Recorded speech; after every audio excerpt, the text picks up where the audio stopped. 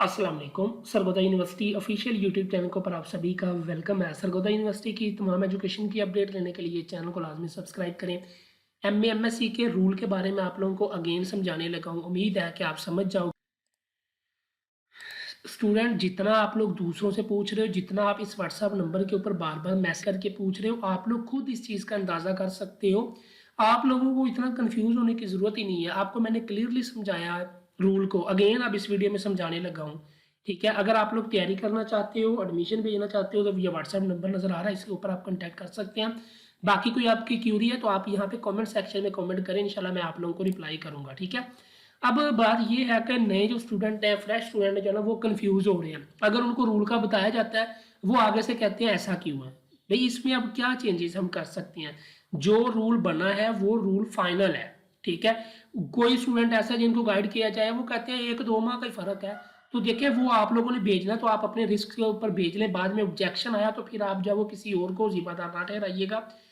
ठीक है, अब आपके सामने मैं ये रूल बताने लगा हूँ। बेसिकली जो सेकंड एनुअल 2022 के पेपर्स में रूल बना था वो और है, ये वाला और है, वो चेंज किया गया। सेकंड एनुअल 2022 में ना सिर्फ एक कंडीशन थी कि अगर आपका बीए बीएससी एडीपी 1 जुलाई 2022 से पहले पहले क्लियर है तो आप लोग एडमिशन भेज सकते हो। पार्ट 1 का भी भेज सकते हो या कंपोजिट भी भेज सकते हो, आपको अलो है। लेकिन इस बार आप ये लाइन पढ़ें, ये दूसरी लाइन पे लिखा हुआ है, no candidate shall be allowed to appear in MA MSc part 1 examination as fresh candidate. Part 1 just आप फ्रेश कैंडिडेट के तौर पर भेज ही नहीं सकते। ठीक है, इसका मतलब है कि सिर्फ और सिर्फ आप फ्रेश जो स्टूडेंट है वो कंपोजिट एग्जाम का एडमिशन भेज सकते हैं। अब कंपोजिट एग्जाम यानी कि कंपोजिट होता है दोनों पार्ट का इकट्ठा एडमिशन। अब दोनों पार्ट का इकट्ठा एडमिशन भेजने की भी एक शर्त होती है। वो ये शर्त होती है कि अगर आपका बैचलर के बाद बीए बीएससी एडीपी बीकॉम के बाद 2 साल का गैप बन रहा है तो आप लोग एलिजिबल हो। ठीक है, यहाँ पे स्टूडेंट सिर्फ एक चीज देख रहे हैं कि अगर आपका हमारा जो रिजल्ट है 1 जुलाई 2022 से पहले पहले आया हुआ है तो हम एलिजिबल है। ऐसा बिल्कुल भी नहीं। 1 जुलाई 2022 से पहले बीए बीएससी एडीपी क्लियर हो और उसके साथ ही आपने सिर्फ कंपोजिट दाखला भेज सकते हो। फ्रेश नए स्टूडेंट एक पार्ट का नहीं भेज सकते। अगर होता ना एक पार्ट का तो फिर चाहे आपका रिजल्ट जुलाई 2022, जून 2022, 2022 तो आप लोग भेज सकते थे। लेकिन अब शर्त तब्दील कर दी गई है। नंबर 1, आपका बीए बीएससी एडीपी क्लियर होना चाहिए 1 जुलाई 2022 से पहले पहले। नंबर 2, आप सिर्फ पार्ट 1 का एडमिशन नहीं भेज सकते। फ्रेश नए स्टूडेंट कंपोजिट एडमिशन अलो है। अब कंपोजिट एडमिशन की भी एक शर्त होती है कि अगर आपका बीए बीएससी एडीपी के बाद 2 साल का गैप हो।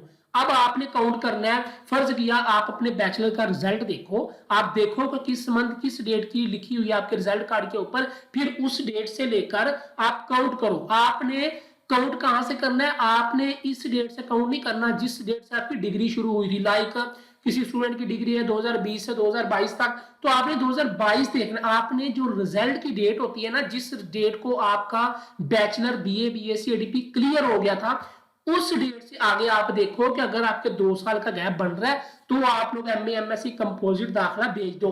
अगर नहीं बन रहा तो आप लोग एडमिशन ना सेंड करिएगा, आप लोग सिर्फ अपना टाइम वेस्ट करोगे। उम्मीद है कि अब आपको समझ आ गई है।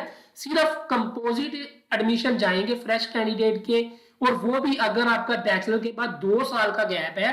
तो अब जिनका रिजल्ट दिसंबर 2022 में आया वो देख लें, उसकी तो कंडीशन कोई भी नहीं मीट कर रही। नंबर 1, 1 जुलाई 2022 से पहले पहले रिजल्ट हो, और नंबर 2 उसके साथ ही आपने कंडीशन मैच करनी है कि बीए बीएससी एडीबी के बाद आपका 2 साल का गैप होना चाहिए। अगर 2 साल का गैप बन रहा है तो एडमिशन भेजना, अगर नहीं बन रहा, चाहे 1-2 माह भी कम है, तो एडमिशन ना भेजना, ऑब्जेक्शन लग जाएगा आपका। ठीक है, ये क्लियरली आप लोगों को समझा दिया है। उम्मीद है कि अब आपका ये सवाल जो है ना, ये कंफ्यूजन आपको बार बार नहीं होगी। चैनल को कर ले सब्सक्राइब। अल्लाह हाफिज।